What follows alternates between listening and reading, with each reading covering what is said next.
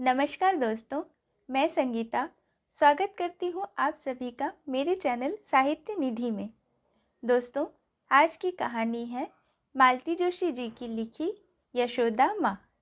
आइए सुनते हैं आज की कहानी। कमरे में लेटकर पुस्तक पढ़ रही थी कि बहुरानी ने आकर कहा, मम्मी, मेरी एक फ्रेंड आपसे मिलना चाहती हैं। सुनकर बहुत खुशी हुई और आश्चर्य भी, क्योंकि यहाँ आए महीना हो चला था। अब तक बहुरानी की अनगिनत सहेलियों में से किसी ने बात करना तो दूर मुझसे नमस्ते तक नहीं की थी। शायद महानगर का यही चलन होगा। मैंने पुस्तक नीचे रखी, बालों पर हाथ फेरा, साड़ी की सलवटें ठीक की और हॉल में आ गई। परिचय की औपचारिकता के बाद सहेली तुरंत मुद्दे पर आ गई।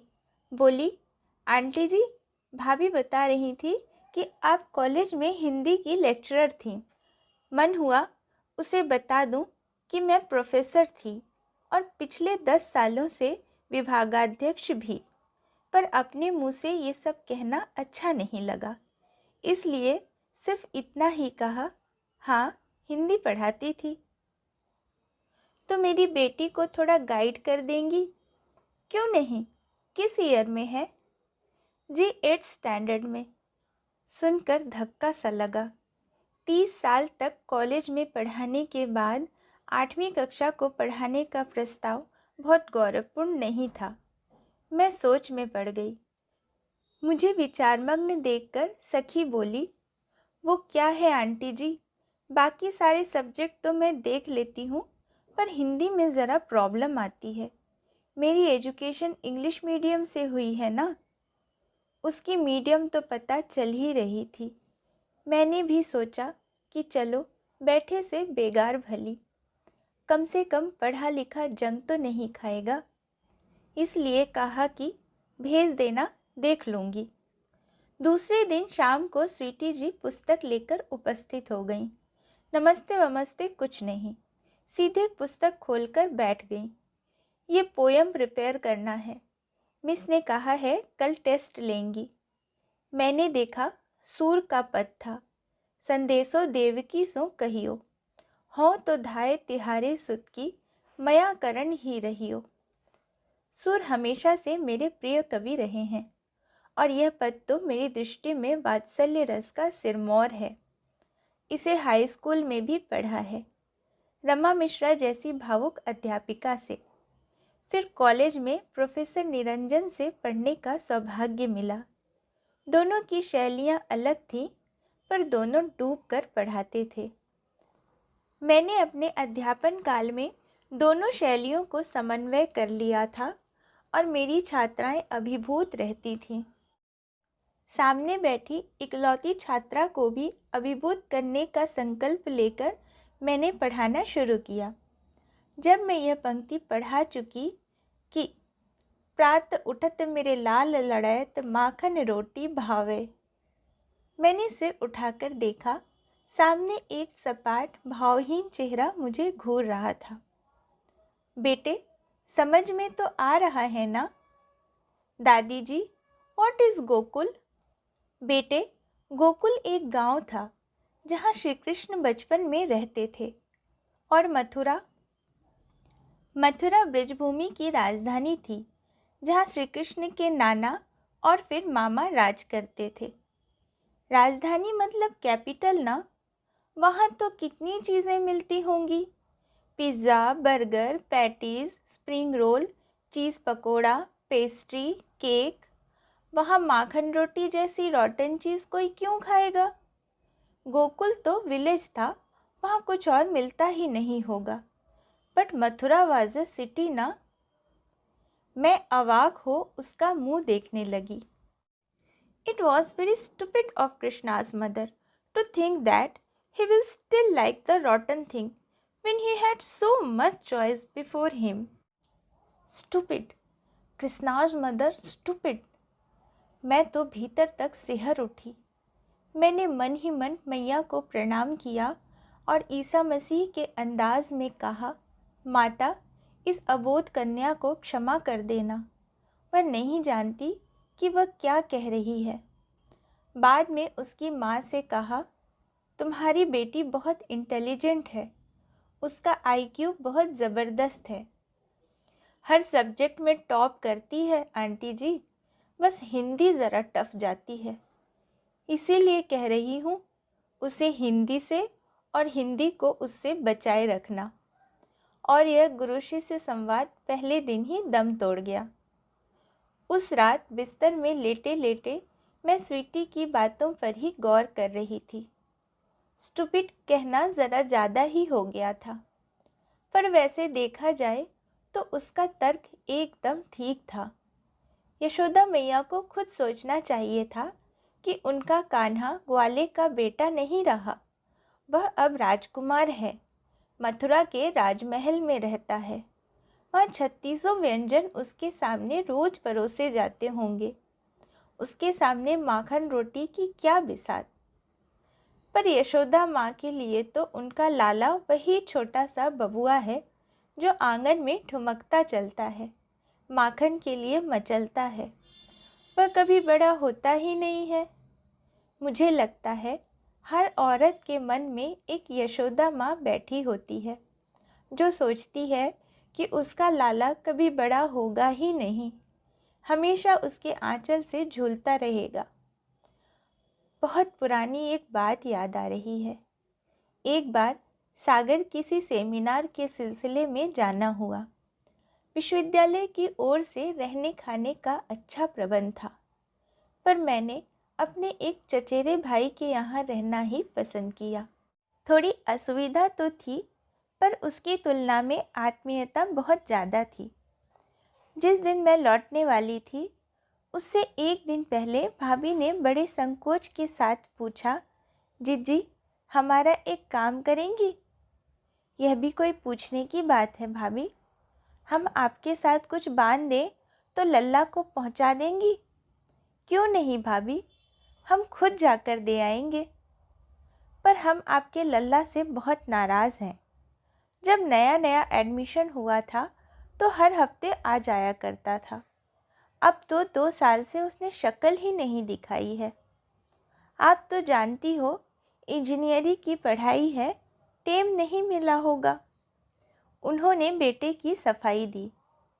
बस 8 बजे की थी, पर मेरी नींद 5 बजे ही उचट गई। चुपचाप उठकर मैं सामान समेटने लगी, पर भाभी ने पता नहीं कैसे आहट पा ली, चाय लेकर हाजिर हो गई। मुझे इतनी शर्म आई, मेरी खटर-पटर ने आपको भी जगा दिया ना? जागने को तुम्हारी भाभी सोई ही कहाँ है, रात भर बैठकर बेटे के लिए पकवान बनाती रही हैं, भैया ने बताया। अरे इतना सारा क्या बना लिया? यूं ही थोड़े से लड्डू वड्डू, वे संकोच से बोली। जाते समय देखा मेरे सामान के साथ एक छोटी सी कनस्तरी रखी हुई है। भाभी ये इतने लड्डू भेज रही हैं आप, क्या सारे हॉस्टल में बंटवाएंगी? लड्डू तो नेक से हैं, बाकी तो पपरियाँ हैं। पपरियाँ? मैदे की पापड़ी, हमारे यहाँ नौरते में बनती हैं, लल्ला को बहुत पसंद है। हर साल तो नौरते में आ जाते थे, इस साल पढ़ाई के मारे आ नहीं पाए। नौरते का मतलब नवरात्रि। एक छोटा टिफ़िन मेरे लिए भी था। मैंने घर जाकर देखा, देसी घी के खूब मेवा पड़े बेसन के लड्डू और मैदे की सफ़ेद झक बारीक पापड़ी। इन्हें बेलने और तलने में भाभी ने रात भर लगा दी थी, तो कोई आश्चर्य नहीं था। हॉस्टल का नाम और कमरे का नंबर मैं ले आई थी। दूसरे ही दिन हम दोनों सामान पहुंचाने निकल पड़े। मैंने ब्रिजवासी से नमकीन और मीठे के डब्बे भी रास्ते में बंधवा लिए थे। आखिर को बुआ थी मैं, खाली हाथ जाना क्या अच्छा लगता। लल्ला जी बरमूडा और रंगीन बनियान पहने बड़ी स्टाइल से धुआं उड़ा रहे थे। हमें देखते ही सकपका गए। हम लोगों ने उनकी सकपकाहट को नज़रअंदाज करते हुए कुशलक्षेम पूछी और धीरे से डब्बा आगे सरका दिया। एक काम के सिलसिले में सागर गई थी, तुम्हारे घर पर ही रुकी थी। तुम्हारी माँ ने तुम्हारे लिए मिठाई भेजी है, मैंने संक्षेप में बता दिया। उसने कनस्तरी को वितृष्णा से देखा, खोला, भीतर का मुआयना किया, फिर ढक्कन बंद करके सर्र से पलंग के नीचे सरका दिया। ये मम्मी भी जाने क्या क्या अल्लम गल्लम भेजती रहती हैं, उसके स्वर में खींच थी। मेरा मन हुआ कि कहूँ, तुम्हारी माँ ये पापड़ बनाने के लिए रात भर जागी हैं और इन लड्डुओं में तुम्हारे भाई बहनों के हिस्से का भी घी पड़ा है। प्लीज़ इसका अनादर मत करना, खा ज़रूर लेना। पर मैं ये कह नहीं पाई। जो लड़का माँ को माँ कहने में शर्मा रहा हो, उससे ये सब नहीं कहा जा सकता। फिर हमने ब्रिजवासी वाले पैकेट उसे थमाए तो उसने हुलस कर ले लिए। This is better. मम्मी से कहिए आगे से यही सब भेजा करें, बेकार झंझट करने की ज़रूरत नहीं। संकोच के मारे हम लोग ये भी नहीं कह पाए कि ये सौगात हमारी थी, उसकी मम्मी की नहीं। उन दिनों फ़ोन का इतना चलन नहीं था, लोग चिट्ठी पत्री लिखते थे। भैया को पहुंच की चिट्ठी लिखने बैठी तो सोचा लिख दूं, आगे से लल्ला के लिए बाज़ार की मिठाई भेज दिया करें, उसे वही पसंद है।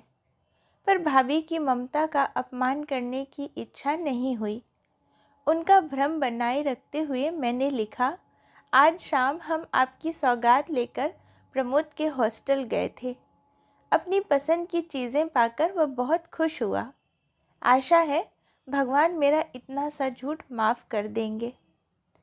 पिछले दिनों जीजाजी आए थे। इस बार बहुत थके से लगे। उम्र का तकाजा तो खैर है ही, पर यह थकान शरीर से ज़्यादा मन की थी और यह स्वाभाविक भी था।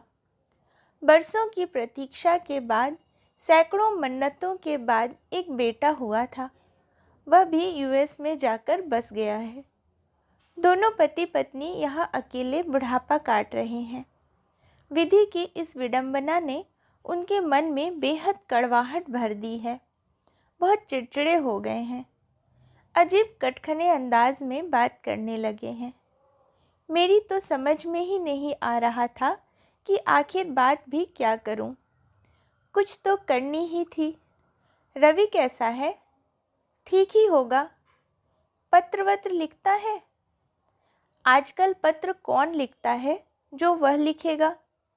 महीने में एक बार राजी खुशी का फ़ोन खटखटा देते हैं, बस।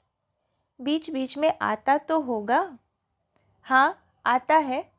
ससुराल में कोई शादी निकलती है तो आता है। अब हमारे यहाँ तो कुछ होने को बाकी नहीं है। हम दोनों में से कोई मरेगा तो भले ही आ जाए या ना भी आए, क्या पता। लौटने का कोई इरादा नहीं है। वहाँ जाकर कभी कोई लौटा है? पहले ये बात परलोक जाने वालों के लिए कही जाती थी, अब अमेरिका जाने वालों पर भी लागू हो रही है। मुझे लग रहा है मैंने बर्र के छत्ते में हाथ दे दिया हो। एक भी बात सीधी नहीं पड़ रही थी। मैंने उसी बात को ज़रा खूबसूरत मोड़ देने की गरज से कहा, मैं तो डर रही थी कि नंदिता जैसी कस्बाई लड़की वहाँ कैसे एडजस्ट करेगी, पर लगता है वहाँ उसका खूब मन लग गया है। अरे, वह तो मेमो से भी बढ़कर हो गई है। देखोगी तो पहचान नहीं पाओगी। हम तो बहुत देखभाल कर, ठोक बजा कर लड़की लाए थे कि इसके बहाने लड़का भी घर परिवार से जुड़ा रहेगा, पर उल्टा ही हो गया है। अब अगर रवि आना भी चाहेगा तो ये महारानी आने नहीं देंगी। मैंने उन्हें सांत्वना देते हुए कहा, जीजाजी, ये नए युग की सौगात है। इसे चाहे हंसकर लीजिए, चाहे रोकर। आज से 20-30 साल पहले कोई इक्का दुक्का विदेश जाता था तो उसका बड़ा अजूबा सा होता था। अब तो हर तीसरे घर से एक व्यक्ति विदेश में है। पहली बार वे मुझसे सहमत हुए। ये बात तुमने एकदम ठीक कही। अरे, अकेले मेरे शहर के 15 लड़के सिलिकॉन वैली में हैं और कितने कहाँ होंगे क्या पता। सिलिकॉन वैली, अपना रवि भी वहीं है ना? फिर तो वहाँ आना जाना लगा ही रहता होगा। आपके लिए तो बहुत सुविधा हो गई है, जब मन हुआ बेटे के लिए कुछ भेज सकते हैं। सुविधा है कि मुसीबत, मैं तो बेगार ढोते ढोते तंग आ गया हूँ। बेगार कैसी? तुम्हारी दीदी को काम धाम तो कुछ है नहीं, बैठे बैठे यही पता लगाती रहती हैं कि कब कौन आ रहा है कब जा रहा है। फिर जुट जाती हैं अचार मुरब्बा बनाने में। कभी पोते के लिए स्वेटर बुन रही हैं तो कभी बहू के लिए साड़ी काढ़ रही हैं। कितनी अच्छी बात है ना, 7 समंदर पार भी बच्चों को माँ की ममता का स्पर्श मिल रहा है। अरे कौन कमबख्त उस स्पर्श के लिए तरस रहा है? जीजा जी एकदम उबल पड़े। उसने मुझसे एक बार क्या कहा जानती हो?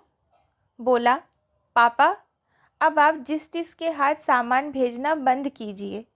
एक तो यहाँ दूरियाँ बहुत है, फिर हम लोग इतना बिज़ी रहते हैं कि सामान कलेक्ट करना मुश्किल हो जाता है। आप लोग नाहक परेशान होते हैं। यहाँ ज़रूरत की हर चीज़ मिल जाती है।